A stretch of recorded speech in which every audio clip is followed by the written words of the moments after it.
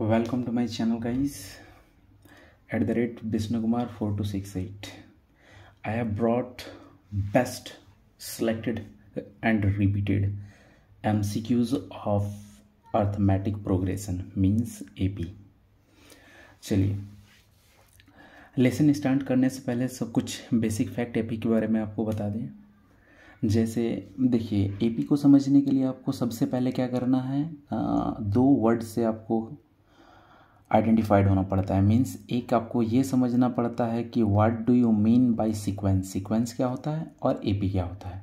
तो सीक्वेंस समझने के लिए गाइस आपको नॉर्मली क्या याद रखना है कि जब कुछ नंबर्स को अरेंज करते हैं हम लोग कोई रूल्स के अकॉर्डिंग, मीन्स जैसे देखिए यहाँ हम अगर लिखते हैं 1 लिखा हुआ है, यहाँ 4 लिखा हुआ है, यहाँ पर देखिए यहाँ 9 लिखा हुआ है, यहाँ 16 लिखा हुआ है, डॉट डॉट डॉट।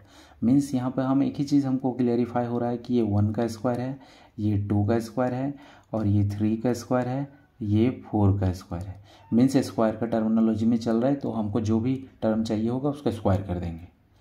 फिर एक जैसे एक नंबर सीरीज हम लेके चलते हैं। जैसे गाइस देखिए यहाँ पे 2 है, ये 4 है, ये 6 है, ये 8 है, डॉट डॉट डॉट। तो ये देखिए ना, इसमें आप एक चीज़ नोटिस करो कि इसमें भी 2 का इंक्रीमेंट है, इसमें भी 2, इसमें भी 2, मतलब 2 ये इंक्रीमेंट होते रहेगा। तो ये भी एक रूल्स में है, मीन्स ये भी सीक्वेंस में, ये भी एक रूल्स में, मीन्स ये भी सीक्वेंस में है।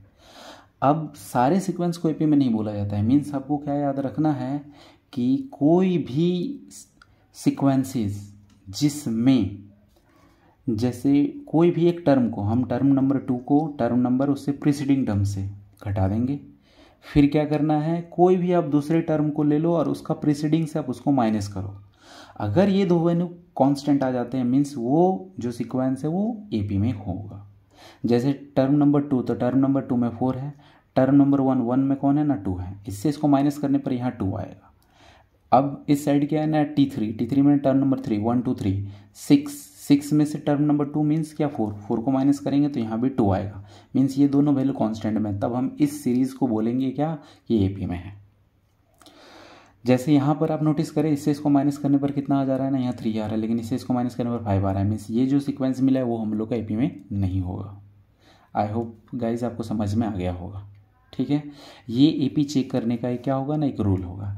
एपी में आप एक फॉर्मूला याद रखो कि कोई भी आपको टर्म निकालना बोले, जैसे 6 नंबर बोले, तो आपको कुछ नहीं करना है, a+5d लगा देना है। ए क्या है ना, फर्स्ट टर्म, और D means common difference. First term में जो आएगा वो ए होता है, कॉमन डिफरेंस में जिससे इसको माइनस करने पर जो भी वैल्यू आएगा। सेम गाइज आपको tn अगर कभी निकालने बोले तो आप क्या करो, ए में से a प्लस जो भी टर्म है n है तो n-1 और इंटू डी, वो तो हमेशा लगेगा। चलिए कुछ MCQs स्टार्ट करते हैं जो आपका बोर्ड के लिए एकदम मोस्ट इंपॉर्टेंट रखते हैं। चलिए फर्स्ट क्वेश्चन हम लोग का क्या है गाइस, देखिए the next term of the AP क्या है ना, एपी देखिए √6, नेक्स्ट है √24 और √54 दे दिया है। आपको नेक्स्ट टर्म चाहिए, मीन्स T4 चाहिए। तो कोई भी टर्म आपको निकालने के लिए बस दो डाटा का जरूरत होता है, एक फर्स्ट टर्म और दूसरा कॉमन डिफरेंस। तो देखिए फर्स्ट टर्म हम लोग का दिया ही हुआ है। फर्स्ट टर्म हम लोग का क्या है ना, फर्स्ट टर्म देख ले हम लोग का क्या है ना, √6। अब CD निकालना पड़ेगा, तो CD निकालने के लिए आप क्या करो ना, सेकंड टर्म में, सेकंड टर्म को ना √24 में से √6 को माइनस कर दोगे, कोई भी एक टर्म को उससे पहले वाले से।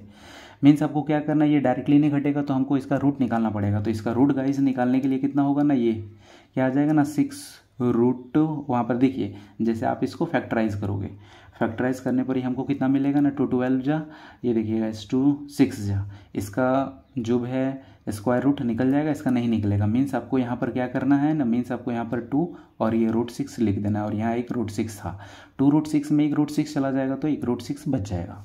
अब हम लोगों के पास क्या सा टर्म निकालना था ना, T4 निकालना था। T4 निकालने के लिए क्या करेंगे ना, a+, याद है ना गाइस, यहाँ से जो भी आपको बोला जाएगा उसमें से आप एक कम डी लिख दोगे। ए क्या है ना, ए है √6 और 3 डी की जगह क्या है ना, ये √6, ये 3 √6 और ये 1 √6 मिल के हो गया कितना ना, 4 √6। अब इस टर्म में देखो कोई ऑप्शन में नहीं है, मीन्स सब रूट में है, स्क्वायर रूट में आंसर नहीं है। तो गाइज आप नॉर्मली क्या करोगे, जो भी आंसर आया है और आपको रूट में चाहिए, स्क्वायर रूट में नहीं है, तो आपको उसी से रिपीट इंटू कर देना है। ये 4 जा कितना हो जाएगा, 16 और √6 6 मीन्स कितना हो जाएगा, 96, और उस पर आप रूट चढ़ा देना। देखिए ऑप्शन क्या मिल जाएगा ना, ऑप्शन मिल जा रहा है बी फॉर बड़की बहू। चलिए नेक्स्ट क्वेश्चन लेके चलते हैं गाइस। क्या है ना, फॉरवर्ड वैल्यू ऑफ एक्स, ये क्या है 3 नंबर है 2x, x plus 10 and 3x plus 2 are in क्या है ना एपी में है, ये एपी में है और एक्स का वैल्यू चाहिए। तो गाइज हम आपको पहले ही आइडेंटिफाई करवा चुके हैं क्या कि कोई भी चीज़ एपी में मीन्स सेकंड टर्म, जैसे आप टी सेकंड में से कन्फर्म है उससे पहले वाले को माइनस करो और टी3 में से आप उससे पहले वाले को माइनस करो तो सेम आना चाहिए। मीन्स क्या है ना, एक्स टी2 की जगह एक्स प्लस 10 है, टी1 की जगह कौन है ना ये 2x है, टी3 की जगह क्या दिया हुआ है ना 3x प्लस 2 दिया हुआ है, टी2 की जगह कौन है ना ये x प्लस 10 है। जब भी गाइज माइनस आए और एक से ज़्यादा टर्म रहे आप ब्रैकेट लो, उसमें आप कभी भी गलती नहीं करोगे। ये 10 रहा, ये एक कैटेगरी मैचुअल था, मीन्स यहाँ प्लस माइनस माइनस से x बच जाएगा। फिर आपको नेक्स्ट में क्या करना है, बिना कोई हड़बड़ाए माइनस को इंटू कर देना है, ये माइनस और माइनस इंटू होने पर कुछ नहीं बस साइन बदला जाता है। अब गाइज आपको क्या करना है, नेक्स्ट स्टेप में इसको घटा देना है, x 3x में 1x गया तो ये 2x और ये क्या हो गया ना माइनस। आपको x एक तरफ कर देना है, बिना x एक तरफ है, जैसे गाइज यहाँ क्या है ना ये माइनस इस साइड आ जाएगा प्लस में, ये 2x था इस साइड आ जाएगा किस में ना प्लस में। अगला आपको क्या करना है ना, देखिए ऐड करने पर कितना 18 आ जाएगा और ये 3x, 3 से इसको कैंसिल कर देने पर हमको x का वैल्यू कितना मिल जाएगा ना, x का वैल्यू हमको 6 मिल जाएगा। तो ये ऑप्शन ए हम लोग का सही हो जाएगा। नेक्स्ट क्वेश्चंस की तरफ चलते हैं, जिसमें दिया हुआ है कि nth टर्म फाइनली हमको निकालना है। nth टर्म मीन्स n का वैल्यू नहीं बिठाना, a और d का वैल्यू बिठाना है। तो एपी से हमको श्योर पता चल रहा है कि फर्स्ट टर्म हम लोग का क्या है ना a ही है, और ये जो d या कॉमन डिफरेंस जो बोलो आप, क्या करना है ना सेकंड टर्म में फर्स्ट टर्म को माइनस कर देना है। मीन्स क्या करना है ना 3a में से a अगर माइनस करें तो मेरा क्या आ जाएगा ना 2a आ जाएगा। हमको गाइस डिमांडेबल क्या है ना, डिमांडेबल है nth टर्म।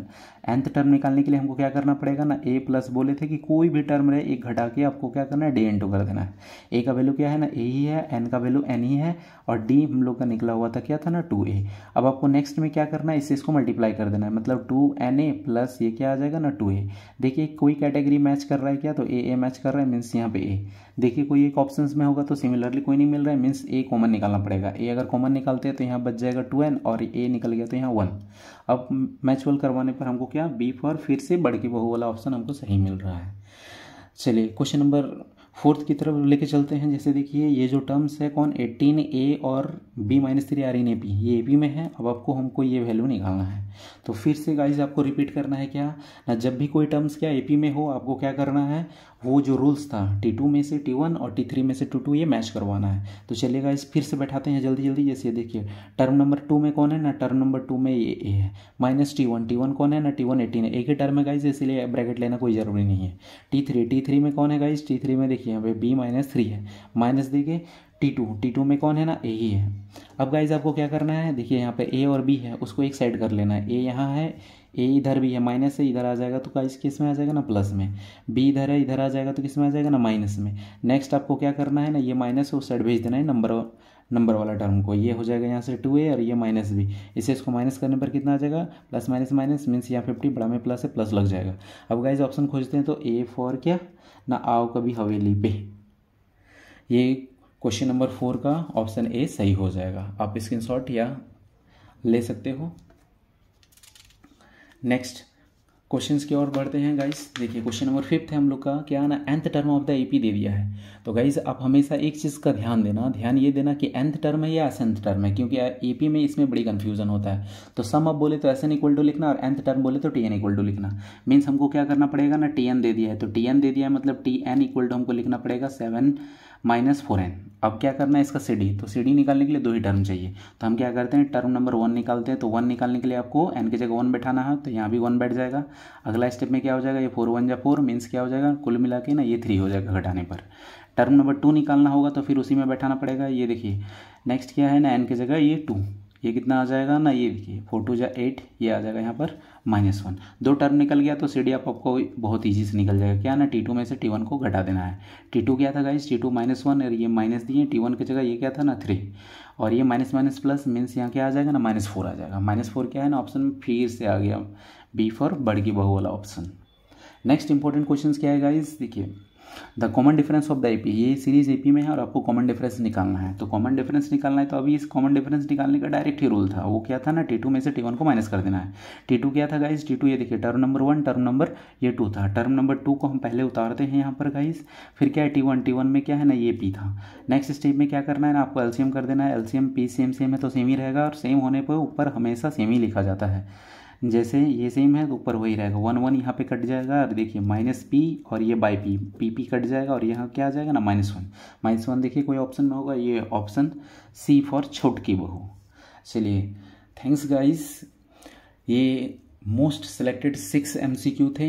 बाकी जो MCQ हैं वो आपको नेक्स्ट पार्ट 2 वीडियो में आपको मिल जाएंगे, क्योंकि ये ज़्यादा लेंदी ना हो इसीलिए बस इसमें 6 ही क्वेश्चन सॉल्व किए हैं। थैंक्स।